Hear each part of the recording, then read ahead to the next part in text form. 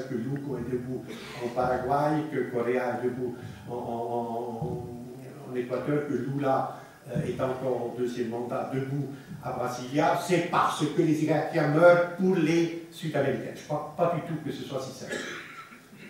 Si aujourd'hui on peut tuer Morales, c'est vrai que j'ai voyagé avec lui, et enfin, comme tout le monde, j'ai dit, mais enfin, camarade, enfin, monsieur le président, camarade, ça dépend des jours.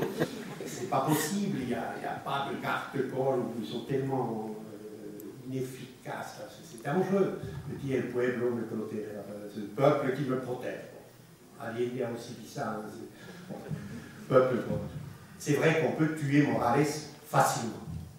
Comme on peut tuer Chavez, comme on peut tuer Correa, comme on peut tuer Lugo. Facilement. Brasilia, c'est un peu plus compliqué.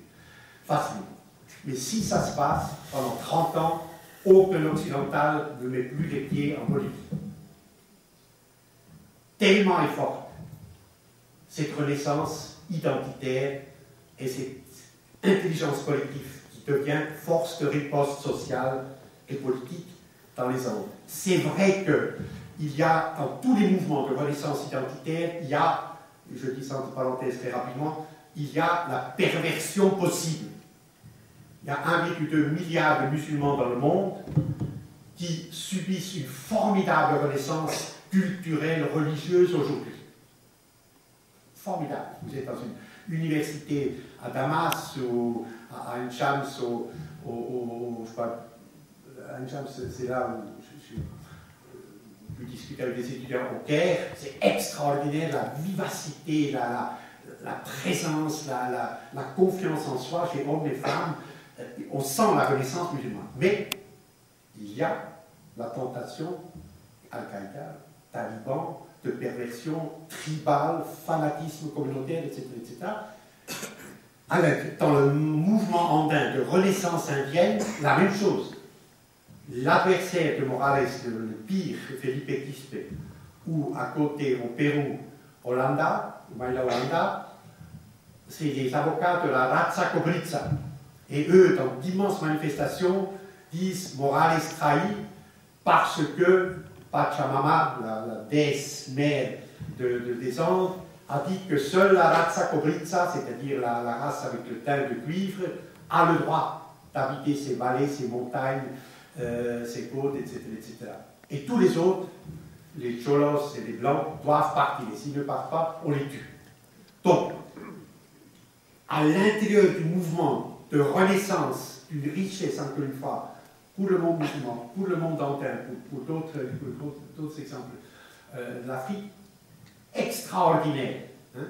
Il y a cette tentation, cette possibilité actuelle à chaque instant de la perversion tribaliste, identitaire, communautaire, qui est le contraire de la construction nationale, le contraire de la solidarité internationale, telle que Chavez, Morales, Lugo, etc., l'envisage et tente de le construire transcontinentalement. C'est pour ça que notre compréhension et notre solidarité avec ces mouvements de la renaissance culturelle est tellement formidablement importante et que l'islamophobie généralisée qui se répand en Europe est un vrai crime, non seulement contre les musulmans, évidemment, mais cette islamophobie qui, comme l'antisémitisme d'ailleurs, est un poison qui se répand chez nous, est une action, un événement suicidaire pour nous.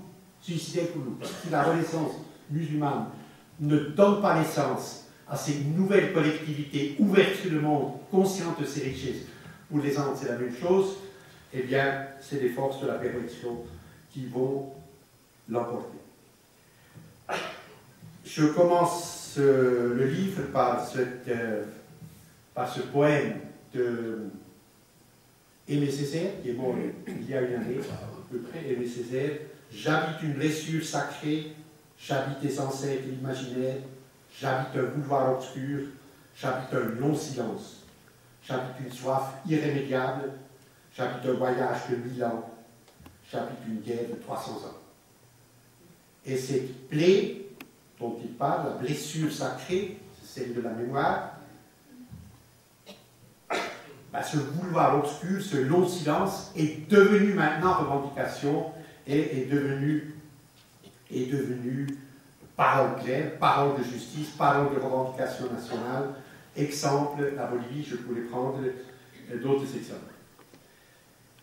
Deuxième problème, deuxième source, et encore une fois on pourrait discuter longtemps et peut-être on va en discuter, d'où vient cette renaissance mémorielle et quel est l'espoir qu'elle fait naître à l'horizon et quelle nouvelle société planétaire elle va imposer aux oppresseurs.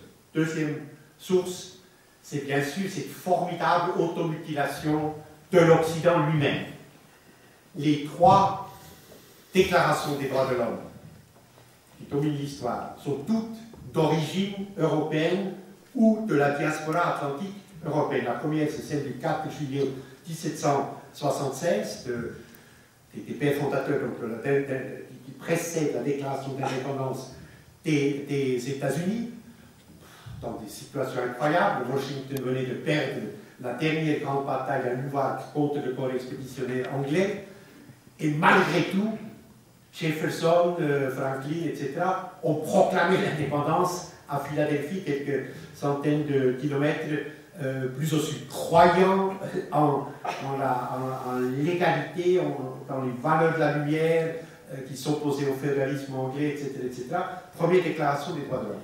Les révolutionnaires français, 1789, l'ont repris presque textuellement avec un titre un peu différent, Déclaration de l'homme et du citoyen, mais le texte est à peu près celui de Jefferson et de Franklin. Il y a encore ce formidable passage qui n'existe plus maintenant dans celle des Nations Unies, le droit au bonheur.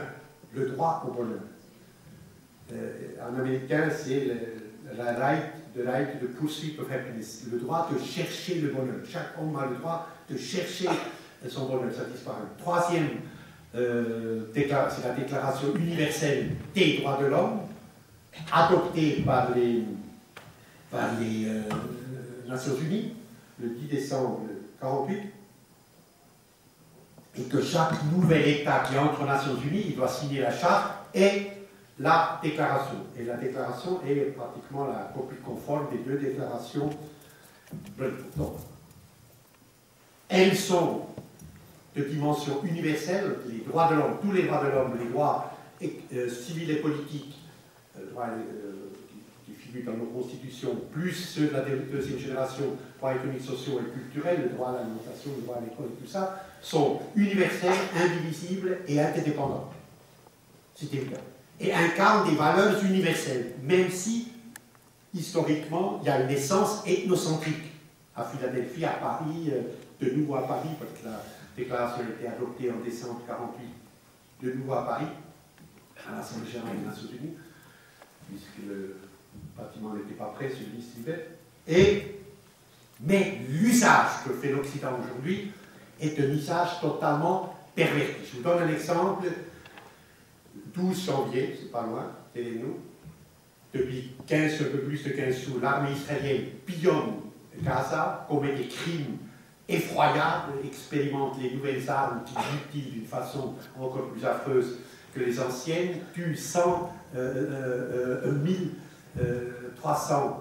personnes, mutile, brûle au phosphore blanc plus de 6000 personnes, femmes, enfants, etc., des crimes qui sont vérifiés, Dieu sait, par des instances infiniment prudentes, comme le Comité international de la Croix-Rouge, comme l'Amnesty internationale, comme l'UNRWA, Organisation des Nations Unies elle-même, sur place par des médecins norvégiens, etc., etc.